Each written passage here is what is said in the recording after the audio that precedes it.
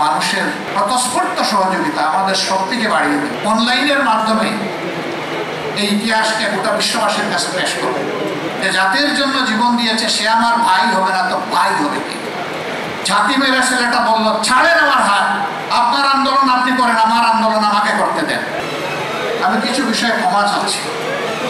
এ ধরনের একটি বড় কাজ হাতে দেখতে গিয়ে প্রথমে ভাবছিলাম এটা আদৌ কি সম্ভব, মানুষ কি আমাদেরকে সেইভাবে সহযোগিতা করবে? কিন্তু আমরা যখনই নেমেছি, মানুষের স্বতঃস্ফূর্ত সহযোগিতা আমাদের শক্তিকে বাড়িয়ে দেবে। আমরা কিন্তু এখনো ইতিহাস রচনা অথবা স্মারক রচনা পরিপূর্ণ করে উঠতে পারিনি, এ প্রক্রিয়া চলমান। কিন্তু আমরা চিন্তা করলাম যে এখন বিভিন্ন দিক থেকে শহীদ পরিবার, আহত পঙ্গু সহযোদ্ধারা তারা বিভিন্নভাবে এখন হতাশাগ্রস্ত হতে যাচ্ছেন। এই সময় জাতির পক্ষ থেকে একটি দায়িত্বশীল ভূমিকা নিয়ে তাদের সামনে অন্তত কিছু জিনিস নিয়ে আসা দরকার। এই জন্য অসমাপ্ত রেখে আমরা প্রাথমিক পর্বটা আপনাদের সামনে নিয়ে আসার চেষ্টা করেছি। এই কাজে দিন রাত কেটেছেন আমার যে সমস্ত তরুণ বন্ধুরা, সংগঠন তাদের কাছে ঋণী, কৃতজ্ঞ।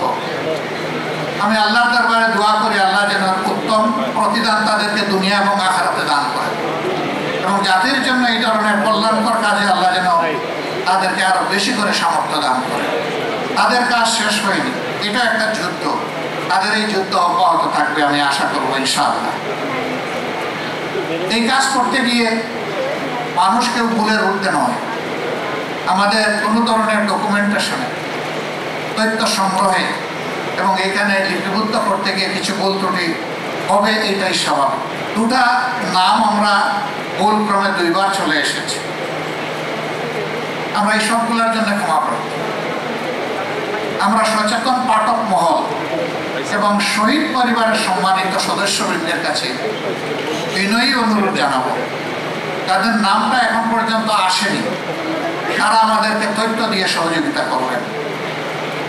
যে তথ্যগুলো লিপিবদ্ধ হয়েছে এখানে নিশ্চয়ই ত্রুটি আছে, ত্রুটিগুলো আমাদেরকে আপন হাতে ধরিয়ে দেবেন। আমরা ইনশাআল্লাহ অনলাইনের মাধ্যমে এই ইতিহাসকে গোটা বিশ্ববাসীর কাছে পেশ করব এবং মেজর সবগুলা ল্যাঙ্গুয়েজে পেশ করার চেষ্টা করব, শুধু বাংলা নয়, যাতে করে বিশ্ববাসী আমাদের বীরদেরকে জানতে পারে, বীরদের কৃতিত্ব এবং গৌরব গাথা তাদেরকেও যেন উৎসাহিত। আবু সাঈদের শাহাদত ছিল এই আন্দোলনের একটা বিশাল টার্নিং পয়েন্ট। একটা নিবৃত পল্লীর ছেলে, গরিব পরিবারের সন্তান, তার পরিবারে তার মতো শিক্ষিত আশেপাশে, এই তার শিক্ষার আশেপাশে আরেকজন সদস্য নাই। সেই ছেলেটাই দুনিয়ায় নতুন ইতিহাস রচনা করলো। খোলা বন্দুকের সামনে টানা মেলে বুক চিতিয়ে বলেছিল, বুকের ভিতরে তুমুল ঝড়, বুক পেতেছি গুরুত। যে জেনে শুনে শহীদ হওয়ার জন্য ডানা মেলেছিল এবং তার পথ ধরে বাকি শহীদেরা বলেছে, আবু সাঈদ আমাদের ভাই, যে শাহাদতের সিঁড়িতে সে পা রেখেছে, আমরা জাতির জন্য সেই শাহাদতের পিঁড়িতে পা রাখতে চাই। এটাই হয়েছে। উত্তরার একটা ঘটনা আমি কোনোভাবে বলতে পারি না। 7-8 বছরের একটা শিশু হাতের মধ্যে ইটের টুকরো নিয়ে নেমেছে, তেড়ে যাচ্ছে পুলিশের দিকে। যুবকরা তাকে হাতে ধরে থামানোর চেষ্টা করতেছে, এই তুমি কোথায় যাও? বলে, আমি আন্দোলনে নেমেছি, আমি প্রতিরোধ করতে চাই, প্রতিঘাত করতে চাই। কেন এসেছো? আন্দোলন করতে এসেছি। এই জন্য তোমার আন্দোলন? ওরা আমার ভাইকে খুন করেছে। কে তোমার ভাই? আবু সাঈদ আমার ভাই। তোমার বাড়ি রংপুর? না, আমার বাড়ি ঢাকা। তাহলে আবু সাঈদ তোমার ভাই হয় কিভাবে? যে জাতির জন্য জীবন দিয়েছে সে আমার ভাই হবে না তো ভাই হবে কি? তারা বলেছে, বাবা তোমার আন্দোলন হয়ে গেছে, তুমি যাও, আমরা আসি।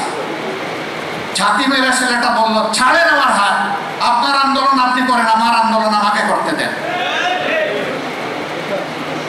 আবার এই যুবক বন্ধুরা বলেছে, যদি গুলি এসে অফুড় অফুড় করে দেয়, যে আমি শহীদ হয়ে যাব, তোমার মা বাবা কাঁদবে না? বলে, না, কাঁদবে না। আজকে ঘর থেকে বের হওয়ার সময় বলেছি, আমি যদি শহীদ হয়ে যাই তোমরা আমার জন্য কেঁদো না। এই ছোট্ট শিশুর মনে এই কথাগুলো কে জাগায়? এটা তো শুধু আমি দেখি নাই, কোটি কোটি মানুষ এটা দেখেছে। টেলিভিশনের পর্দায়, সামাজিক মিডিয়ায় এগুলা চলে এসেছে। সম্মানিত বন্ধুগণ, এটা প্রমাণ করে জাতি কতটা নির্যাতিত ছিল, মজলুম ছিল। সেই মজলুম জাতিকে যারা পথ দেখিয়ে গেল, তাদের প্রতি গভীর শ্রদ্ধা রেখে রাজনৈতিক দল এবং সকল অংশীজনের কাছে